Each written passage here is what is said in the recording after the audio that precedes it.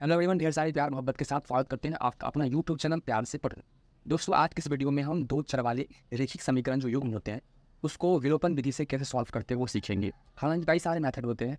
आपने class 10th में 9th में रेखिक समीकरण को सॉल्व किए होंगे। जैसे दो चर वाले होते हैं, तीन चर वाले, कई सारे होते हैं। तो यहाँ पे मैंने क्लास 10th का जो मैथ है NCERT प्रोबेबिलिटी उसमें एक चैप्टर से मैंने 4-5 एग्जाम्पल लिया है। जो समीकरण है, इक्वेशन है, रेखिक समीकरण है, उसको सॉल्व करना है इस वीडियो में विलोपन विधि से। तो पहला एग्जांपल मैंने लिया है ये जो आप स्क्रीन पर देख पा रहे हैं, x + y = 14 and x - y = 4। इस सवाल को हम सॉल्व करेंगे, किसी युग्म को सॉल्व करेंगे विलोपन विधि से। सबसे पहले आप ये समझिए विलोपन विधि क्या होती है। विलोपन मतलब ये हुआ कि आप जो समीकरण दे रखा है ना, जैसे यहाँ पे देखिए डबल भैया मैंने दो दो यहाँ पे दो चर दे रखा है x एंड y, तो हमें किसी एक को विलुप्त करना है, ठीक है ना। किसी एक को विलुप्त काट करके यानी कि किसी एक का मान निकालना है। जैसे x को कट कर दीजिए तो y का मान डिफाइन हो जाएगा, ठीक है ना।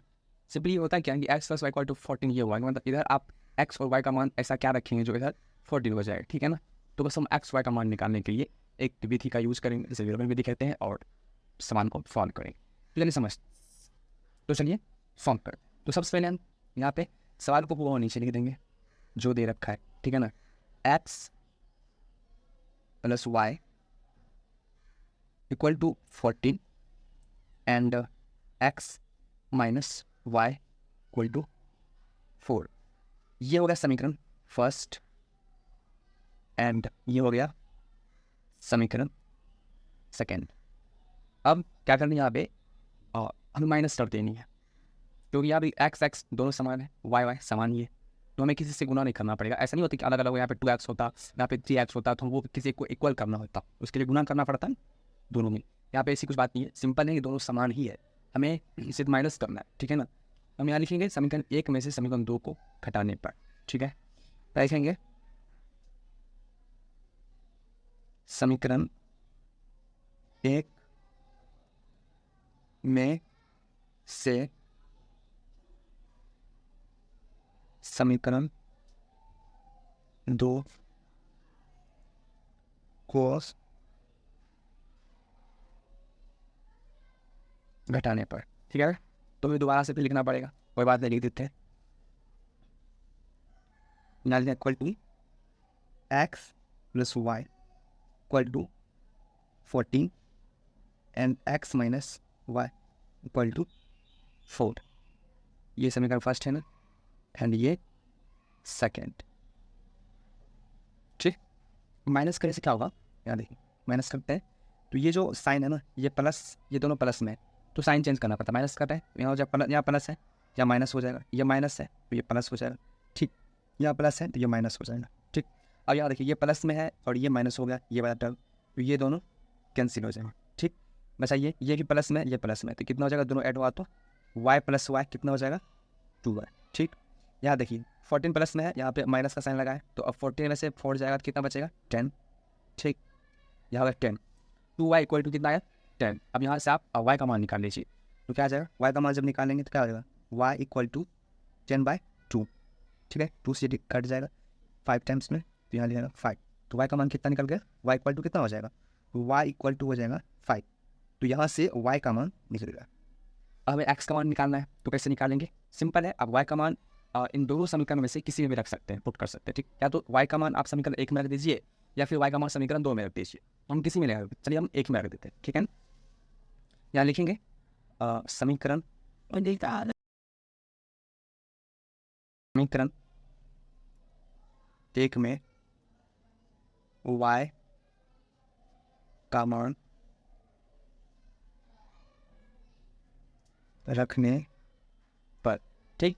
समीकरण एक में y का मान रखने पर, तो समीकरण पहला क्या था, पहला समीकरण था x + y = 14, तो जहाँ पे y है वहाँ पे हमें 5 रखना है, ठीक है ना। इक्वल टू x + y का मान कितना है, 5, तो 5 रख दिया मैंने, equal to 14 equal to x। अब ये 5 इधर प्लस में है, बराबर के साइड आएगा तो माइनस में हो जाएगा, ठीक है। इक्वल टू हो जाएगा 14, ये 5 को इधर कर लो, यहाँ पे हो जाएगा -5। उस हिसाब से x का मान कितना निकल गया, 14 - 5 = 9, तो यहाँ x का मान कितना निकला, 9।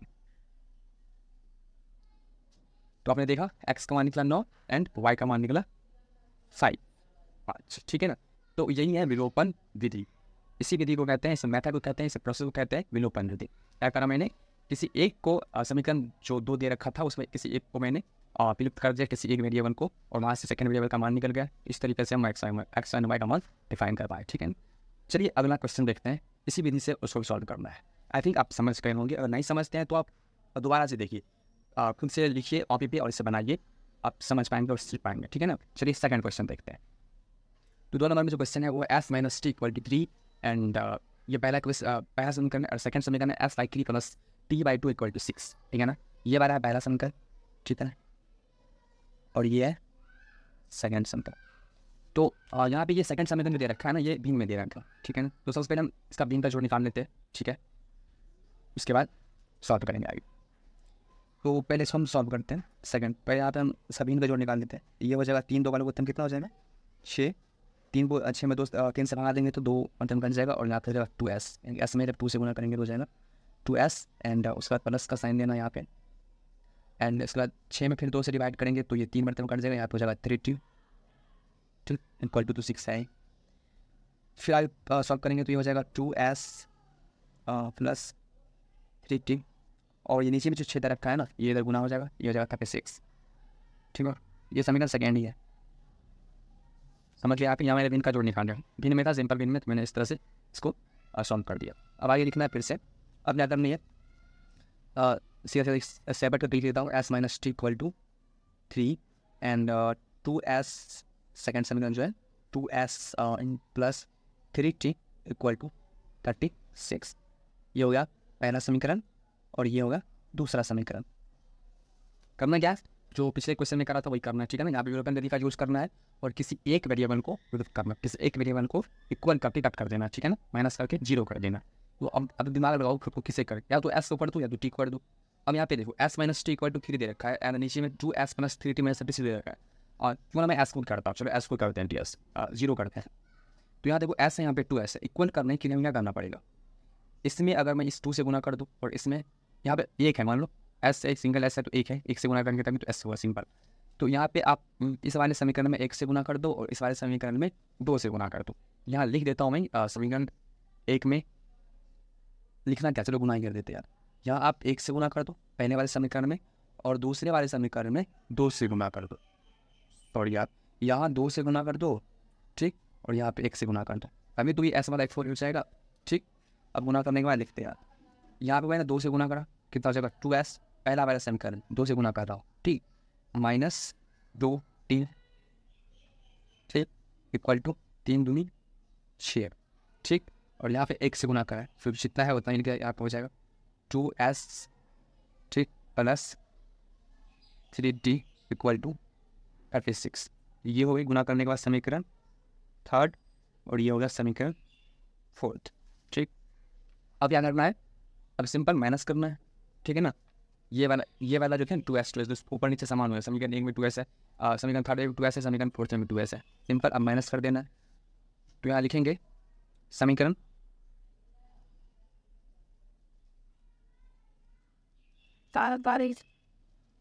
तीन, समीकरण थर्ड में से कितना इतना है, समीकरण थर्ड में से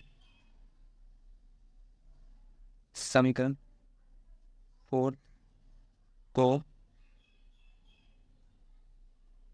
घटाने पर, ठीक है ना, अब माइनस कर दो simply, 2s minus 2t equal to 6, 2s plus 3t equal to 36। ये समीकरण थर्ड है, एंड ये समीकरण फोर्थ है।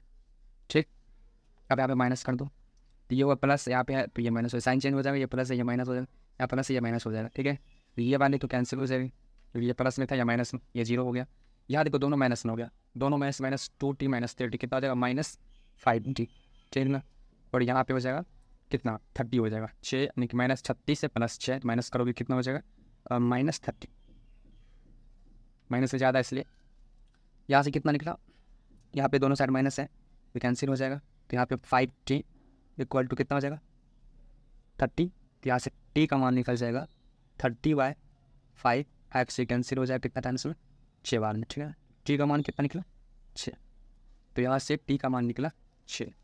ठीक है, अब आप इस टी का मान किसी भी समीकरण में रख सकते हो, या तो फर्स्ट में रख दो, या सेकेंड में रख दो, या फिर आप थर्ड में रख दो, या फोर्थ में रख दो। टी का मान किसी भी समीकरण में रखोगे तो एस का मान आसानी से निकल जाएगा, ठीक है ना, सेम निकलेगा कितना। चलिए हम समीकरण एक में रख देते हैं, या फिर थर्ड में ही रख लेते हैं। चलिए समीकरण थर्ड में टी इक्वल टू 6 रखने पर, ठीक है। समीकरण थर्ड क्या है, 2s equal minus 2t equal to 6, okay. 2s minus T की जगह 6 रखना है, इक्वल टू 6। यहाँ पे हो जाएगा 2s minus 12 equal to 6। 2s equal to, ये 12 इधर आ जाएगा, माइनस में इधर आ जाएगा, प्लस में, तो 12 प्लस 6 कितना हो जाएगा 18, ठीक है। तो यहाँ से s का मान निकलेगा 18/2, ठीक। s बराबर 18/2, यहाँ से 2 बर्तन कट जाएगा, सॉरी 2 से कट जाएगा 18, 9 बर्तन में s का मान कितना निकलेगा 9। तो s का मान 9 और t का मान 6, तो ये दोनों इसका आंसर हो गया। s का मान 9 निकला और t का मान 6। विलोपन विधि, इसी विलोपन विधि की मदद से हम दो चर वाले एक समीकरण सॉल्व कर सकते हैं, ठीक है। कई सारे विधि होते हैं, प्रतिस्थापन विधि हो गया, वज्रगुणन विधि हो गया, ये सारे विधि होते हैं एक समीकरण को सॉल्व करने वाले। आई होप रैखिक समीकरण को विलोपन विधि द्वारा कैसे सॉल्व करते हैं आप सीख गए होंगे, ठीक है ना। इस तरह के कई सारे सवाल हैं मैथ में, क्लास 10th के मैथ में, 9th के मैथ में, तो खुद से आप कोशिश कीजिए, आसानी से हो जाएगा, ठीक है। अगर और चाहते हैं इस तरह वीडियो तो कमेंट बॉक्स में जरूर लिखिएगा, ठीक है। तो हम कोशिश करेंगे सारी वीडियो बनाने की। अच्छी लगे तो आप इस चैनल को सब्सक्राइब कर लेना एंड साथ में आइकन को प्रेस कर लेना, ताकि इस तरह का वीडियो आपको मिलती रहे एंड अपना दोस्तों के साथ जरूर शेयर करें। चलिए मिलते हैं अगली वीडियो में, तब तक के लिए bye, take care, love you all, thank you. So